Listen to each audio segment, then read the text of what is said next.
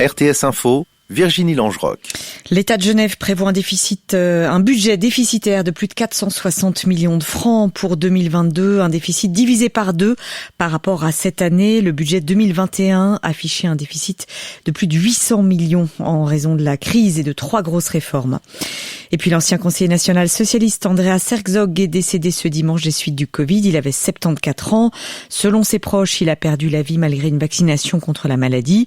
Il avait été élu au Conseil national en 79 après avoir siégé au Parlement puis au canton de Zurich. Plusieurs arrestations en Allemagne au lendemain d'une menace d'attaque contre une synagogue à Hagen.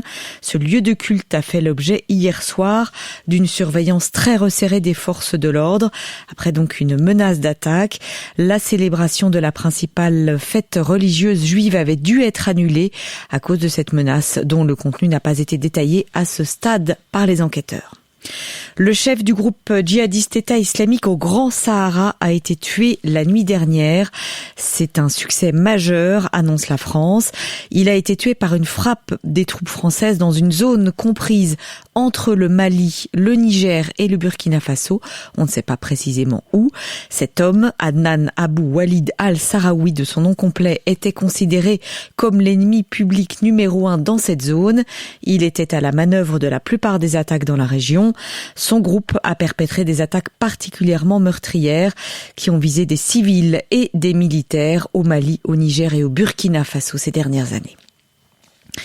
Des affrontements dans le centre du Yémen qui ont fait au moins 50 morts, à la fois côté rebelles et côté soldats pro-gouvernement.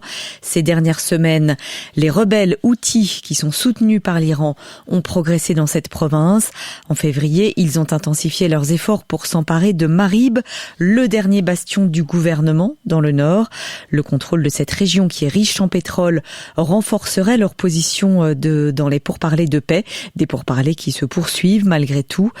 Les forces gouvernementales au Yémen, elles, sont appuyées par une coalition dirigée par l'Arabie Saoudite, grande rivale de l'Iran. Le conflit dure depuis maintenant 7 ans. C'est un coup dans le dos, c'est ce que dénonce en tout cas la France, alors que l'Australie a annulé au dernier moment un énorme contrat de plusieurs dizaines de milliards d'euros, contrat destiné à fournir des sous-marins.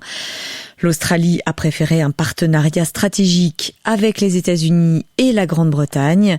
Cette décision unilatérale, brutale, imprévisible ressemble beaucoup à ce que faisait Donald Trump, déclaration ce matin du chef de la diplomatie française. Au-delà de la déception de la France, cette nouvelle alliance vise d'abord à faire face aux ambitions régionales de Pékin. Ce pacte entre l'Australie, donc, la Grande-Bretagne et les États-Unis prévoit également une collaboration de ces 3 pays en matière de cyberdéfense, d'intelligence artificielle et de technologie quantique. La météo, quelques nuages et averses ce matin. Il fera plus sec avec des éclaircies cet après-midi. Il fera un maximum de 23 degrés. Demain, il y aura du soleil un peu partout. Sur les reliefs, quelques nuages et risques d'averses restent possibles, notamment dans les Préalpes. Il fera un maximum de 23 à 25 degrés. Continuez l'actualité sur rtsinfo.ch.